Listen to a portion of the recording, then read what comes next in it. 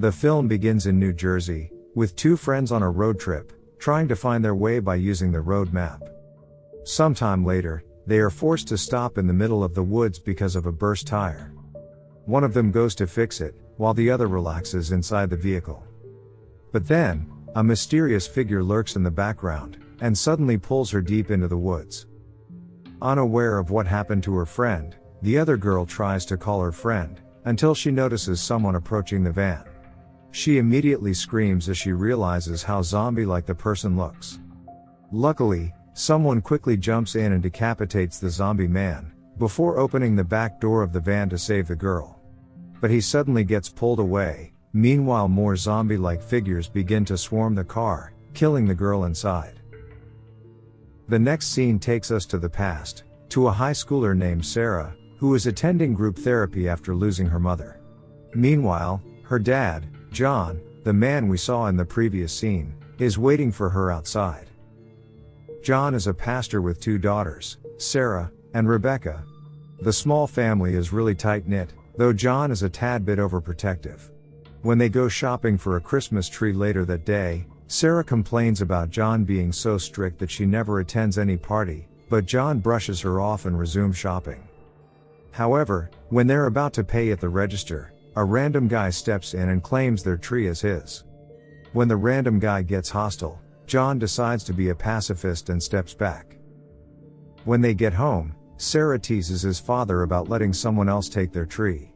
Later, John walks up to Sarah and allows her to attend a party tonight, and Sarah expresses her joy by embracing her father. The small family then goes to the church, where John preaches at the service, and he mentions what happened that day. He tells the people there about not choosing violence. Meanwhile, on the other side of the story, a drug dealer named Arlo meets with a gangster named Katie for a drug deal. But when Arlo reaches inside Katie's trunk to collect the payment, Katie smashes the trunk door against his back, causing him to fall to the floor. Up next, he breaks Arlo's already broken leg, and rams his mouth into the car exhaust, forcing the drug dealer to inhale exhaust fumes. Back to the service, Sarah says her goodbyes to her father, before going to the party. Sarah then stops at a gas station to refuel her father's car, and we can see that Katie is also there filling up his car's tank.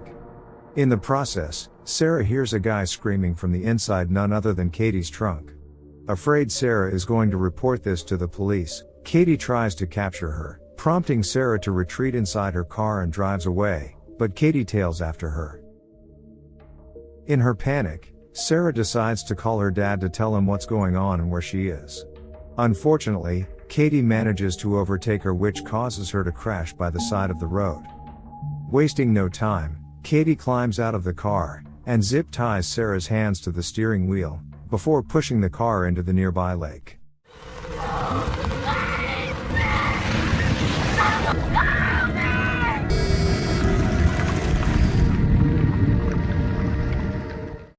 Afterwards, John rushes to the scene, but when he arrives, it's too late. Sarah is gone.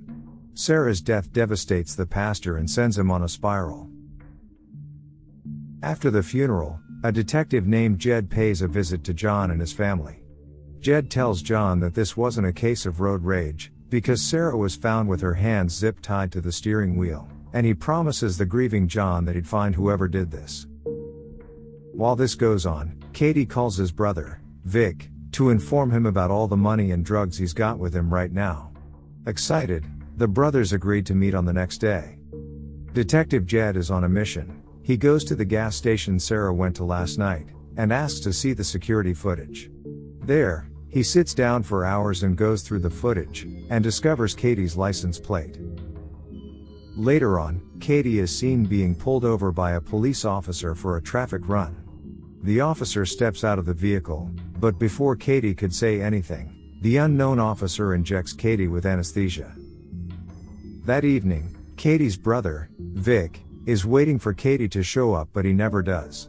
This of course confuses Vic, and so he reports it to his boss, Otto. After hearing that Katie is missing, Otto is furious, because the drugs and money Katie has is worth a lot. The leader informs Vic that the drug dealer always puts a tracker in their product, therefore, he sends his goons on a manhunt for Katie. Meanwhile, it turns out that Katie is being held hostage in an underground lair deep in the woods, and is being taught a very good lesson. He is being electrocuted repeatedly and being told that from now on, his name is number 21. At the same time, the drug goons begin their search for Katie inside a drug den, and start beating up everyone associated with Katie. Here is where they find a guy who keeps Katie's tracker, and discover his location on the map. The next morning, John walks up to his youngest daughter, Rebecca, and hands her a bracelet as a gift to console her, but the little girl won't take it, so John puts the bracelet in his pocket. John then goes to meet Jed the detective at the bar, where the detective begins telling John that he is ready to give John the same opportunity that he was presented with many years ago. He then tells John a story from 10 years ago about Quinn Brady, an infamous rapist who would assign a number to his victims and torture them, before terminating them afterward. As a young detective, Jed led the investigation and caught the rapist, but one day, he was granted early release. Jed feels disappointed by the decision but knows he can't do anything about it. To make matters worse, the first thing Quinn Brady did after his release was to seek revenge, by brutally murdering Jed's pregnant wife when Jed was at work.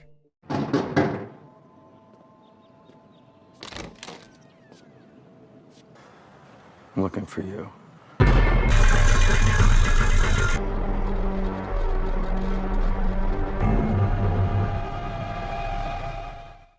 The reason why he's telling this story is to let John know that he knows exactly how painful it is to lose a loved one in the hands of someone else, and he knows what to do to rid of the pain. Jed also tells John that Quinn was eventually apprehended but not by the law. Up next, Jed suddenly asks if John would like to spend 1 minute alone with a guy, to take vengeance for his daughter's death, revealing that Jed was the one who kidnapped Katie. John agrees, and they drive up to the detective's place in the woods, to a secluded cabin built by Jed. They descend to the secret underground lair, where Katie is tied up on the wall. Jed assures the pastor that this guy is guilty by laying out all the evidence he's found, and tells John to start attacking the man to cope with his grief. According to Jed, he did the same thing to Quinn Brady to heal from the pain of losing his wife, and it worked, so John should do the same. He then tells John to pick a weapon. John takes an ice pick, and goes up to the man. He begins pressing it into his ear, but stops before long, because he doesn't have the heart to kill a man. To calm John down, Jed assures him that he doesn't even need to kill the man, just torture him, but John doesn't want any of that and wants to leave. Unfortunately, this disappoints Jed. He says he built the room because of people like him, so he electrocutes John until he passes out. Later, John wakes up strapped to a wheelchair in a different room, where Jed proudly shows him another hostage he's keeping inside a coffin for a week. It is a man who apparently raped an 83-year-old.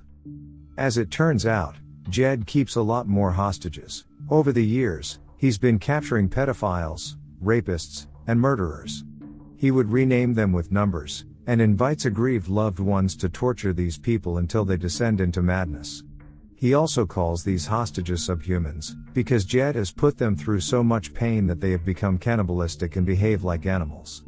Quinn Brady is one of the prisoners, and Jed now calls him number 1. Up next, he forces Katie into the subhuman's cage. Get in there.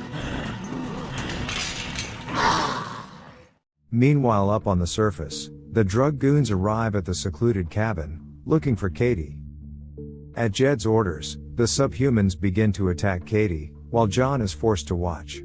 John takes advantage of the commotion to break free and hide, right before Jed notices John's disappearance and believes that he has escaped. He starts running to the entrance, but soon comes across Vic and his boys. Meanwhile, John hands the subhumans the keys to unlock the cage and free themselves. Just in time, the drug goons venture down the basement to look for Katie, and start shooting at the subhumans out of fear, while the subhumans fight back and start mauling them. Jed is trapped in the middle of this too, and gets mangled by his own pets. While they're all distracted, John runs upstairs and begins to look for car keys to escape. But soon enough, some of the subhumans start heading upstairs too, and begin attacking John. They pin him down to the ground, and among them is Quinn Brady, Jed's wife killer. A beaten and bruised Jed staggers his way upstairs with a shotgun, and with nothing to lose anymore, he shoots Quinn Brady dead, before shooting the rest of the subhumans in the room. Bleeding out from being mangled to bits, Jed collapses, and John checks on his wounds. However, there's nothing he could do to save him, so John stays with him as he takes his final breath. Meanwhile, the rest of the subhumans have made it to the surface as well, and start trying to find a way to get inside the house. It is at this moment that John remembers about his youngest daughter, and realizes that he needs to get home to her no matter what. Here John decides to pick up a machete and any other weapons he finds inside the house. He takes Jed's bike, and rides the motorcycle out of the property, but crashes to the prisoner when he takes a sharp turn. The subhuman with the rope tied around his neck runs up to him, and starts attacking him, and John manages to kill it by decapitating it with the bike wheel. But it's not over, another one makes a jump on him right after, and he's forced to slash him in the throat. The next one he faces off against carries a shovel, and tries beating John with it, so he swings the machete to cut off his legs and stabs him in the chest. But all of a sudden,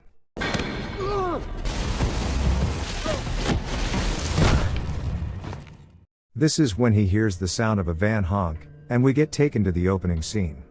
In attempt to save the girl in the van, John comes to her rescue by decapitating another subhuman. But just before he could save her, he gets dragged under the van and taken away, while the rest of the subhumans attack the girl inside the van. John kills the subhuman who dragged him, and faces off against two more, which ends up in a bloody brawl down a river, which he walks out of victoriously. Afterwards, he makes a run through the woods, until he comes across a farmhouse where an old couple lives. The husband, Ed, goes to the barn to shred the Christmas tree, while his wife stays inside sipping coffee. Their dog suddenly starts barking, so the wife goes to check it out, and finds someone tampering with their truck. Upon approaching the person, we learn that it is Katie, looking to steal their truck. When the woman runs away in fear, Katie strangles her, and drags her out in the yard. Her husband tries to help her but he is outmatched. Just in time, John arrives. Katie throws him through the window, and the two men get into a deadly brawl inside the house. Overpowered, John runs to the barn and attempts to climb up, but Katie hauls him down. The bad guy then tries to break his skull with a metal press, all the while taunting him by telling him Sarah's last words, which was "Where is my daddy?" While in pain, John starts kicking aimlessly, accidentally turning on the shredder. At the same time, he reaches into his pocket, which contains a bracelet that he wanted to give Rebecca. He uses the bracelet to stab Katie in the eye, and frees himself from the metal press. While Katie struggles to take the bracelet out of his eye, John sends him stumbling into the shredder. The man then slowly gets sucked in and shredded to death.